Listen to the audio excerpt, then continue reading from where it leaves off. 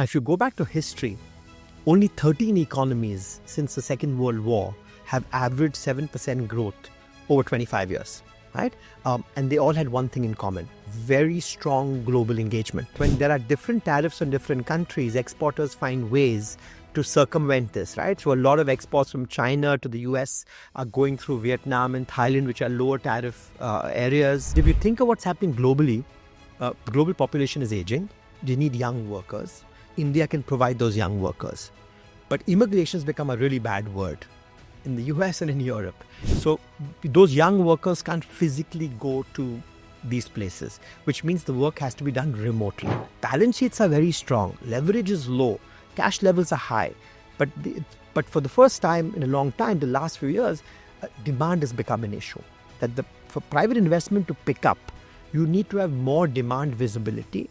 So two things have happened. The tariffs are less potent for now. They're going to take longer to kick in. And you've had this other AI boom that's masking some of the effects of the tariffs. The caveat is the following: it's too early to claim victory.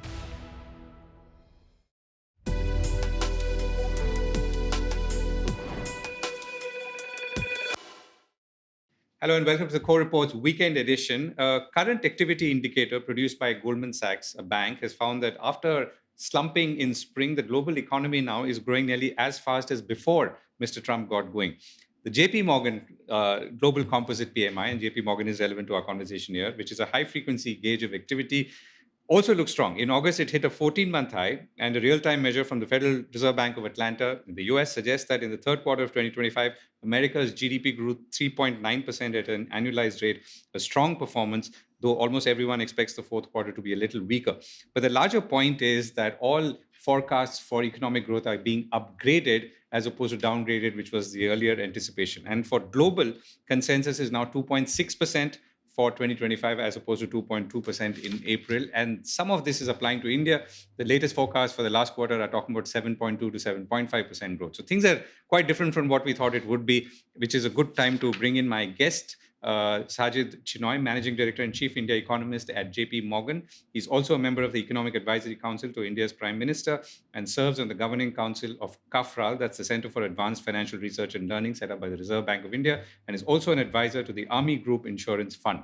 On that note, thank you so much for joining me, Sajjid. Great to be here this afternoon. Great. So let's start off by the first point, which is before we come to India, what's happening around the world and why hasn't that doomsday scenario happened as we thought it would just about 7 or 8 months ago? Quite a puzzle, right? That Yes. On Liberation Day, all economists said, Armageddon is coming. Yeah. And here we are 3 quarters later with very strong growth. Those forecasts on Liberation Day were, there's this phrase that economists use, ceteris paribus, right? All else being equal, and all else has not been equal. So I think there are, 2 drivers of this and 1 caveat. What are the 2 factors? One is the actual, announcement and implementation of the tariffs has been far less potent than was worried. On Liberation Day, the president said effective tariffs will be close to 26%, which was a ginormous increase from the 3% in 2024. If you actually see what's happened several months later, the effective tariff is more like 17% because several exemptions have been given. Electronics, semiconductors, pharmaceuticals, right? So the effective tariff at left is about 10 percentage points lower. More importantly, that is the calculated tariff that economists calculate on a spreadsheet. The actual tariff in the US today is about 10%. When you look at the revenues you collect from imports, tariff revenues, and you divide that by the number of imports, it's about 10%. So the move has been far less sharp. It's gone from 3 to 10, not from 3 to 25 or 3 to 17. Part of this is because, water finds its own level. When there are different tariffs on different countries, exporters find ways to circumvent this, right? So a lot of exports from China to the US are going through Vietnam and Thailand, which are lower tariff areas. You're finding people front-loaded stuff before the tariffs kicked in. You're finding that importers have substituted away from high tariff countries to low tariff countries. This will eventually keep creeping up. So I think the larger point is the implementation of the tariffs is going to take longer. It's going to take much longer for us to reach higher tariff rates. It won't happen in 3 quarters. It may take 6 quarters. And B, importers have borne a lot of the burden. And so consumer prices are going up, but not nearly as much as was feared. That's the first reason. The second reason is that you've seen this huge, big AI boom that no one expected. Massive investments, not just in the US, but you're seeing the equivalent of that in very strong exports in Asia. You look at Taiwan, look at Singapore, look at Korea, look at Malaysia. They're the big beneficiaries from this. So I think, as we've discussed previously, if you take out AI investments from the US earlier in the year, there are different estimates. Our own estimate is that US growth would be less than 1%. So two things have happened. The tariffs are less potent for now. They're going to take longer to kick in. And you've had this other AI boom that's masking some of the effects of the tariffs. The caveat is the following. It's too early to claim victory. Yes, headline growth is strong, but the labor market in the US has weakened materially. And there's been a data blackout in the last couple of months, but anecdotally, firings and layoffs have picked up in October and November. So the concern is the labor market's at a very precarious situation. You can have a situation where growth is strong, but because it's all AI driven, it's creating no jobs. Uncertainty is high. The tariffs will slowly begin to bite as inflation goes up. So we're still at a point where, this could break either way. Right. Okay. So let's come to India. And you wrote an article recently in the Indian Express where you asked at a global level whether this exuberance was getting irrational. And you also said that basically to what extent, or rather asked to what extent will AI be labor substituting versus labor augmenting? So now to look at it from an India lens, how do you see this exuberance affecting us at all in any way? So a couple of things, even before we get to India, the way I think about emerging markets is if you look through all the noise, that there's a lot of focus on what happens to the US, a lot of focus on what happens to China, but the ones that get really squeezed are going to be emerging markets because I think the world is getting much less globalized. I think there's a consensus now among developed markets that the globalization of the last 10 or 15 years failed them, right? There's a lot of muscular industrial policy. Fiscal policy has become much less well-behaved and much more vulnerable and precarious in advanced economies. But you're in a world where you will face much less globalization or much more deglobalization, much more economic balkanization. Why does this matter? Because if you look at emerging market growth over the last 25 years, and you take China out of this picture, and you look at those growth rates, and you plot a line of global trading volumes, it's essentially the same line. In other words, emerging markets, including India, have been far more reliant on export-led growth than we believe, number one. Number two, in talking about trade, we're forgetting that with the US putting on high tariffs on China, what China used to export to the US is now being progressively redirected to the rest of the world. Think of a river flowing down. Those are Chinese exports. And the US puts on a big tariff wall akin to a dam. What happens? The water floods the adjoining areas. That's what you're seeing. The Chinese exports are flooding Asia, coming into India, the Middle East, North Africa, even Latin America. So now emerging markets, including India, have got a second problem. One is how do you find export growth in a world that's more balkanized? And the second problem is how do you protect your domestic manufacturing sector from a flood of cheap Chinese imports, given the excess capacity and the deflation that China is foreseeing? So you're also playing defense at home. The third issue comes to your point about AI and labor substitution. Already we're seeing manufacturing has become so automated that it's hard for countries to create jobs because every unit of output involves more machines and fewer people. That was happening in the blue collar level for manufacturing. The worry is AI will do this at the white collar level. So if you're an aging economy like Japan, China, Europe, you don't worry about this. When you're India and you've got your dividend in front of you over the next 15 years, that's a very real question. Let me give you one final example on Taiwan because I now look at Asia. Right? The build out of Taiwan is very instructive. This is AI build out, not adoption. Taiwan's been the biggest beneficiary of all these data centers in the US. All the servers and the GPUs and the high-end chips go from Taiwan, from TSMC, right? Taiwanese exports have been growing at 33% over the last year. Taiwanese private consumption over the last year has grown less than 1% because all of this is so capital intensive that there is no spillover to the labor market and therefore no spillover to consumption. And guess what? The Taiwanese government has had to roll out 2% of GDP in fiscal support and cash transfers for an economy that is at the center of the AI boom that's growing at 7% this year. I think that's a harbinger of things to come globally. Right. So you raised a few points, and maybe one can pick up each one by one. So the inequality, which I guess is a global phenomenon, which Taiwan seems to really highlight, is one of them. The second point you're saying is, or rather the first point in sequence is the clear now separation between the G2 maybe and the rest of the world. And you're saying that the rest of the world is now likely to suffer more than ever before. Again, if I were to look at it from an India lens, are we more affected by this, less, or are things going to be roughly the same? So in the near term, because we're less open than some of the other economies, we are more insulated because we still have a large domestic market. We'll talk about India's growth prospects. I think you've got external headwinds, but a bunch of cyclical domestic tailwinds that are kicking in, so we can rely on consumption investment. But from a medium-term perspective, where every bit as much affected, because India, given its demographic dividend, over the next 20, 25 years, has to grow at least 7% in real terms and ideally 8% or more. Now, if you go back to history, only 13 economies since the Second World War have averaged 7% growth over 25 years, right? And they all had one thing in common: very strong global engagement. There are no examples in the last 100 years where without export growth, we've seen 7% for 25 years. And would most of them, or many of them would have been Asian. Absolutely, Asian, right? And so the question for India is, how do we get export-led growth in a world that's getting progressively more closed? I think that's the fundamental challenge for India. Now, I think the moves in the last year have been very encouraging because we should not succumb to export pessimism, right? Manufacturing, our share of global manufacturing exports is still less than 2%. When your share is less than 2%, you don't care about how much the pie is growing. The pie can stay stagnant for all we care. We have to raise our share. But raising our share then means a lot of emphasis on competitiveness.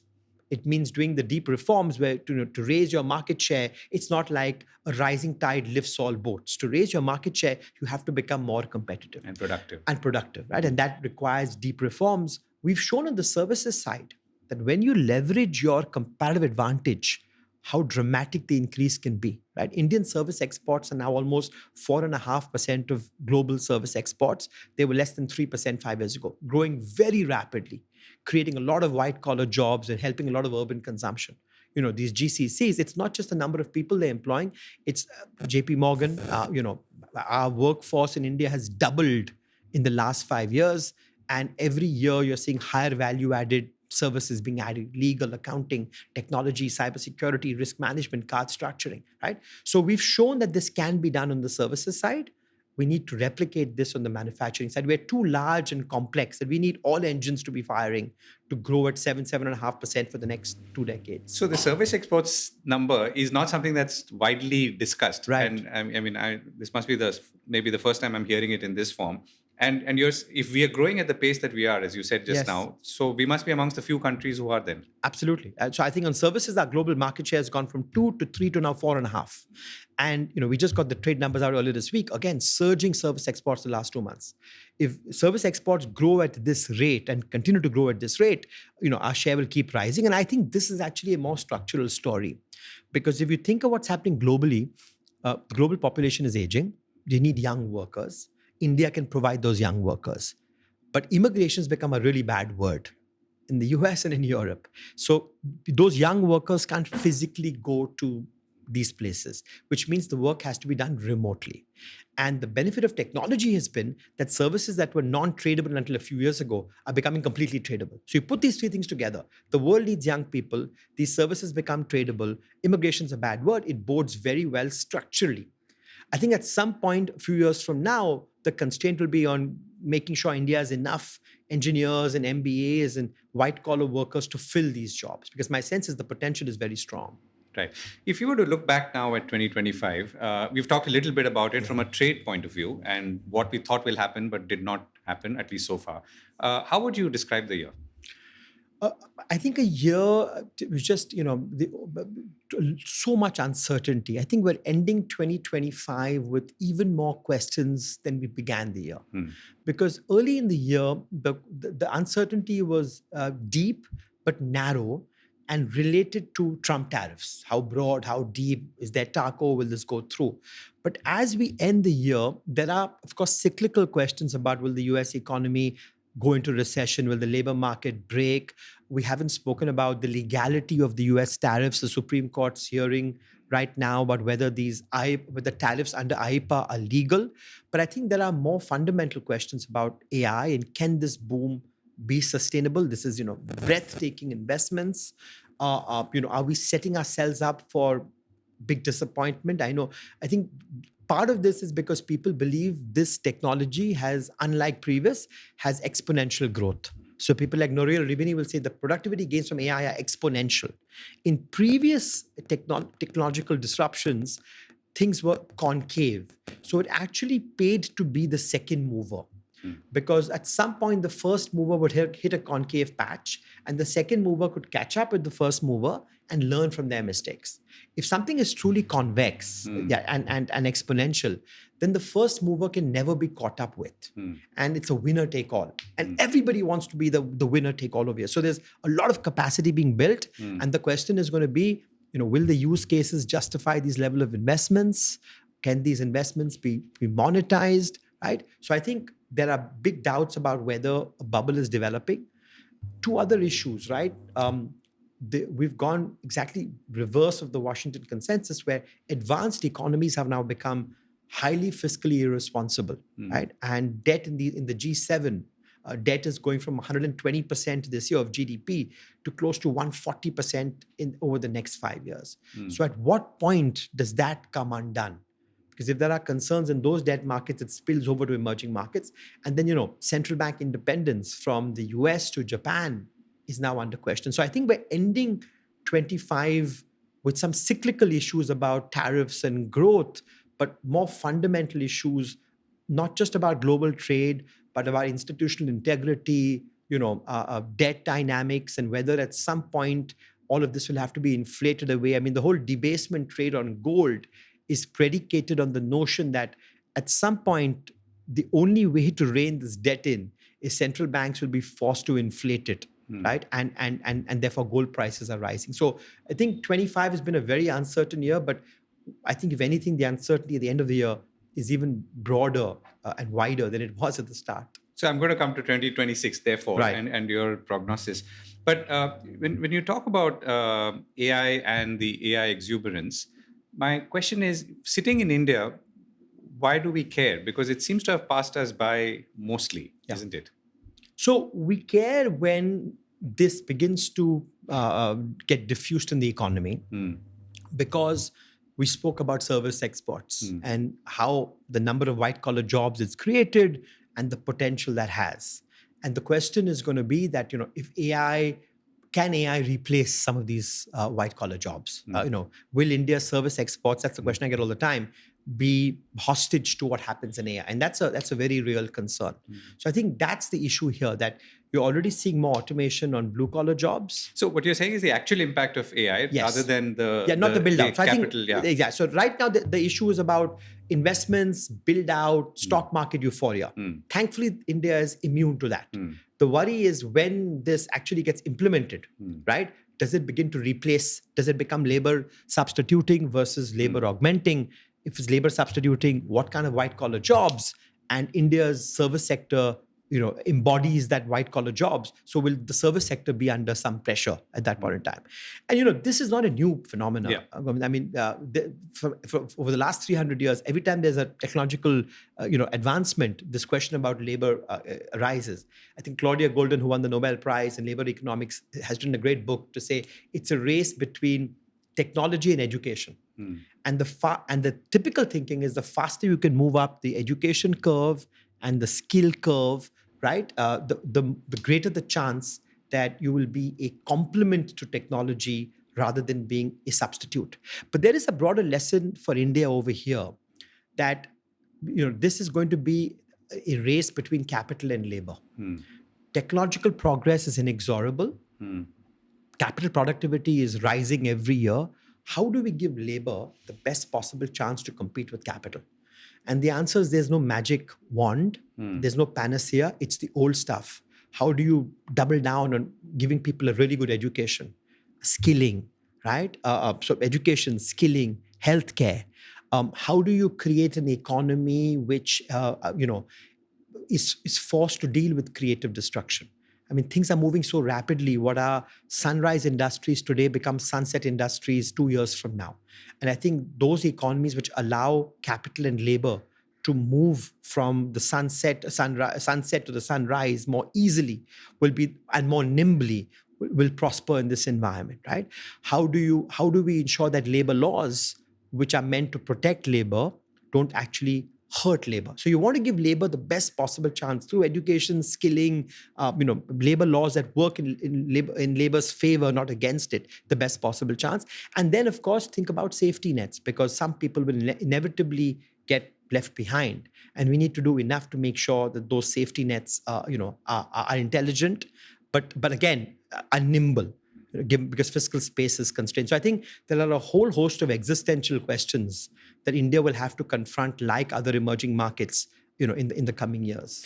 Right, and I'm going to come back to that in a bit. And if we were to now look at how things are right now, the last few quarters have seen, the tailwind picking up, so to speak. The latest quarter earnings have been good and turned around finally. Yes. And the prognosis is that it would be better, or at least similar, if not better, in the next quarter as well.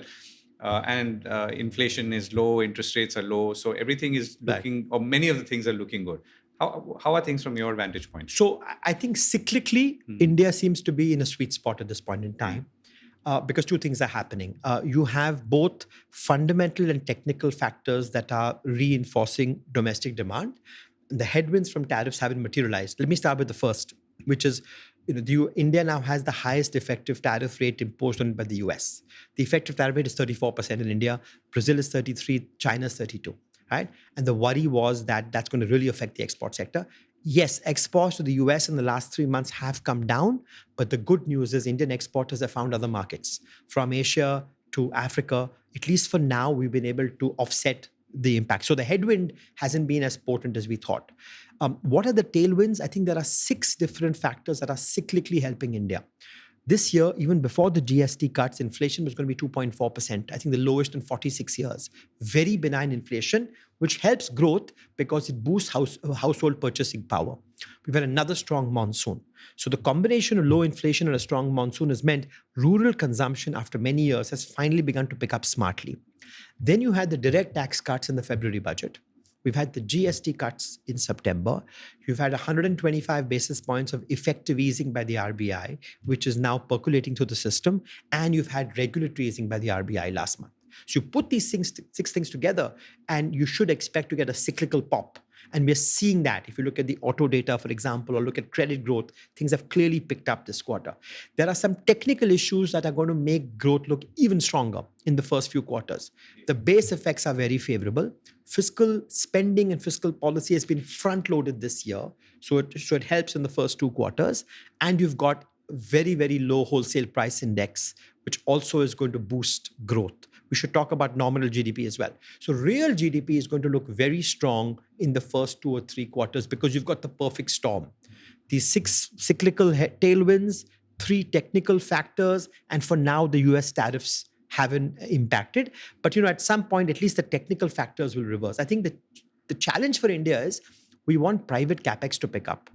And for private capex to pick up in an uncertain world where China's got so much excess capacity, you need to see domestic demand visibility, not for 1 or 2 quarters, for several quarters. So the hope has to be that these factors will drive consumption for 2, 3, 4 quarters, enough to convince businesses that I should start investing. That's the problem even before. Absolutely. I think that is the key known unknown. That can these tailwinds drive consumption for more than 1 or 2 quarters? For 1 or 2 quarters, we'll do very well. But can we go on for 3-4 quarters to convince businesses that this is the right time to invest? I think that's the open question. So, which I guess also brings me to my slightly larger question here. If we were to look at the economy post-COVID, right? So we've seen these big post-COVID spending phases, bumps globally. Yes. I think the rest of the world, particularly the Western world, seems to have reconciled or understood that or seen the fading off and adjusted to the new normal, so to speak, or the old normal. Where are we, and have we adjusted it? Or so we're in that transition phase. So where did growth come from? Immediately after COVID, you had very strong levels of high-end consumption, right? So upper end urban consumption was very strong. You had a big push on public investment where the center was pushing very hard on infrastructure. You had service exports do very well, and you had the housing sector pick up. And these 4 things were driving growth. Now you're seeing that some of these impulses are naturally fading. The stock of excess financial savings that households had were exhausted by 24. And until the recent GST cuts, urban consumption had begun to slow in the last year or so before the GST cuts. Public investment is still growing, but it can't be expected to grow at the 30%, 40% growth rate post-COVID. So now it's growing more like 9 or 10% in line with nominal GDP. So those growth rates have slowed. Service exports are doing well. And the sense is at least real estate was not growing at the rate it was 2 years ago. So some of these factors are coming off. And therefore, the fiscal and monetary stimulus we've seen this year was important to kickstart growth. But if you just step back and think about GDP as being C plus I plus G plus X minus M, right? Consumption plus private investment plus government spending plus net exports. The outlook on net exports is a bit clouded, X, because we're doing well on services which are investment light, but goods exports are clouded because of the deglobalization. M is going to be strong because of cheap Chinese imports. So we shouldn't expect much to come from X minus M, right? G has done a lot of the heavy lifting. At some point, G has to go back because of fiscal space. So I, which is private investment, is endogenous. I think what is the issue with investment? Balance sheets are very strong. Leverage is low. Cash levels are high. But for the first time in a long time, the last few years, demand has become an issue. That for private investment to pick up, you need to have more demand visibility, because capacity utilization for manufacturing has been at the 75 to 77 for many of the last 5 years. In a world where China has so much excess capacity and there's so much uncertainty with Trump, right? One would argue you need utilization levels to be rising more rapidly to higher levels to crowd in private capex. So the question is going to be, where is that demand visibility going to come from? It may not come from X. It may not come from G, because G has to retreat. So it has to come from C, consumption. Now, in the near term, consumption is going to get a pop from fiscal and monetary. In the medium term, we go back to the key challenge, which is employment. That once, if we can keep pushing on, how do you make growth more labor intensive? If you get more labor intensive growth, more job creation, improve household balance sheets, then you get sustained consumption, which in turn drives investment, and you get a virtuous cycle. So we have to separate the cyclical tailwinds from the medium-term structural ask of making growth more labor-intensive. Right. So, you touched upon what China is doing. You use the analogy of a river hitting a dam and then flooding the adjoining areas, which includes India. So, in our conversations or our negotiations with the United States, one of the things that they want from us is to obviously lower our barriers, and which we may not in some areas like agriculture, but in other areas we will be forced to. Now, my question is, in a world where we too have been traditionally walled off, though we've reduced but then raised again, how does this dovetail with our own, let's say, desire to build manufacturing competitiveness, jobs, and everything else to keep the economy going? Right. No, so is the question that about protectionism? No, so I'm very old-fashioned that exports have to be a key driver of growth. And the first thing I learned in trade theory in graduate school was an import tariff is equivalent to an export tax. It's called the learner symmetry theory. So, but this is happening to the US as well. I heard from the DHL CEO the other day that the exports have fallen from the US Yes. in the last 6 months because imports have fallen. Absolutely. In a world where there's so much intermediate good in trade in goods, right? Where you make a small part, you ship it off to somebody else, they add some value, they ship it back. You look at the ASEAN trade cycle, things are going back and forth across borders multiple times, right? So we have to believe that if exports has to be a driver of growth, which I believe the government is focused on, that import tariffs have to be rationalized. Now, how do you reconcile that with China? Well, I think if there's so again, I'm not in favor of broad-based tariffs, and I think even the QCOs, I'm glad the government's reviewing it, and some of those non-tariff barriers are coming down. I think some of those typically non-tariff barriers are even more pernicious than tariffs because they're less transparent and more opaque. So I think we have to be very careful and judicious, right? That if there is a particular sector from China, if there's any, it has to be very narrow and specific. The other thing that works, Govind, is the exchange rate, right? So we should not be queasy about letting the exchange rate depreciate because it achieves the same purpose. When you exchange rate, so let me give you a number. In the last 5 years since the pandemic, the rupee has depreciated vis-a-vis the CNY by 15% in nominal terms, which seems a lot. But in real terms, we've appreciated by 10% because of the inflation differential. China's experiencing deflation. That means that Chinese imports today are 10% cheaper in real terms than they were 5 years ago.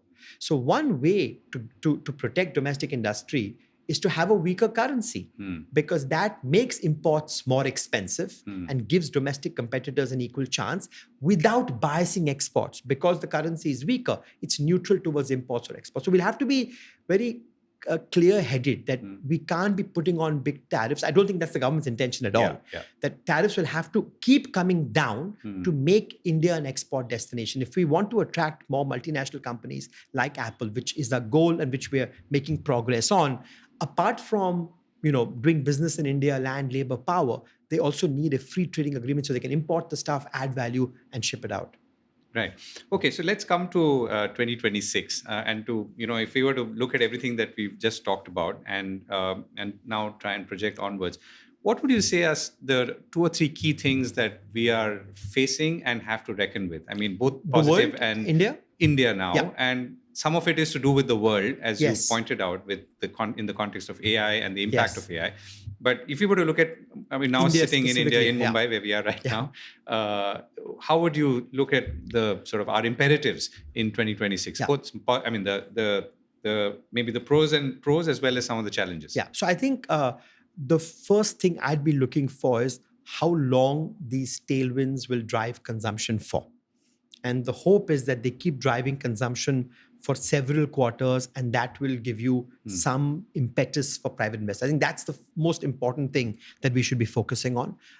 How do you drive consumption? Will these factors be enough to drive consumption deep into 2026, and will that stoke more private investment? I would look at what's happening globally because we will not be immune to that. If the US does go into recession and the labor market cracks, there'll be implications for the rest of the world. So you look closely at how the US is evolving. I would look at what's happening with AI because, again, if this is a bubble and the bubble bursts, there'll be big implications around the world. So I think externally, you've got how tariffs evolve, how the US economy does, what's happening to AI, and what's happening with China. Again, if consumption in China doesn't pick up, you have another year with a lot of excess capacity, then India should be wary about what's going to come our way. So I think the risks seem to be more external than internal. I think internally, from a macro stability perspective, we are in very good shape. Inflation is very benign, below target at the moment. I think there's a credible fiscal path.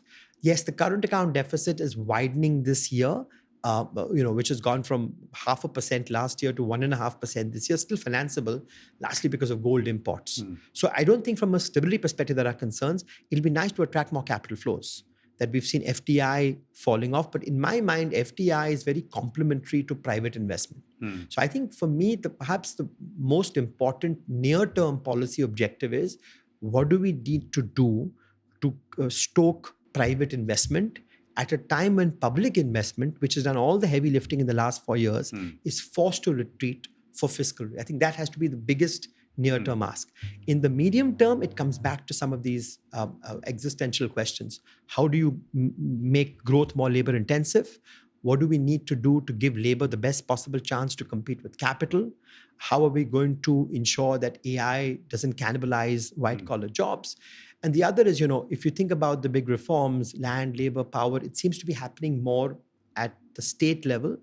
One thing that gives me a lot of hope is that there's a lot of competition among states. There's a lot of competitive federalism, right? And when a couple of states do something well, 3 others want to emulate that. So can we accelerate that process? So I think there are lots of, asks both in the near term and the medium term. But for now, at least we're in a cyclical sweet spot for the next couple of quarters. Right. And last question, how do you see the markets going in all of this? Oh gosh, you should never ask an economist how markets are going to evolve. One thing I will say is, we've spoken about strong real GDP growth. We haven't spoken about the fact that nominal GDP growth this year will be less than 8%. Right? It's going to be, our calculations are you could get real at 7 and nominal at 7.5. And in a world in which outside the US, you've got sustained disinflation, in part because of China and in part because most emerging markets haven't caught back up to their pre-pandemic path. So many economies, including India, have some slack, and that's exerting disinflationary forces. If the new normal in the next few years is that inflation is going to be lower, that's a relief. But it also means that the GDP deflator, which used to be 4.5% between 2016 and 19, could be 2.5%. If growth is at 6.5 in the medium term and deflator is 2.5, the new normal will be 9% nominal. Now, why am I saying this? Because I'm no equity market expert, but when we think about price to earnings, if nominal GDP growth is 9%, all the variables in the economy, earnings growth, credit growth, tax collections, GST collections, will have to be marked down, right, to that base. These are all some multiples of nominal. If nominal is going to be 9 and not 11, we have to get used to nominal variables coming down. It also has implications for debt, because if nominal growth is lower, then countries will need more fiscal consolidation, all else being equal, to bring debt levels down. So we are in a new normal here with low inflation, which will have implications for how we interpret high frequency data. Okay, so you can tell me about Apple in China. Yeah, so Apple in China, so we won't discuss it now, but Apple in China is basically about the fact that what you're seeing is Apple was able to influence Chinese policy in a manner where China was able to learn so much from how Apple was assembling smartphones in China, that the technology transfer that happened to China through Apple was against US interests, is the hypothesis of the book. So people like Trump are very influenced by this, because there's a belief that you have to be very careful about the kind of FDI that you allow in US companies to take to China, because inevitably at a time when you worry about smart chips and the like and high-end chips, this will get disseminated, which is against your national security interest. That's the premise of the book. Right. Yeah. Sajjid, it's been a pleasure speaking with you. Thank you so much for being here and dropping by. Absolute pleasure. Thank you. Take care.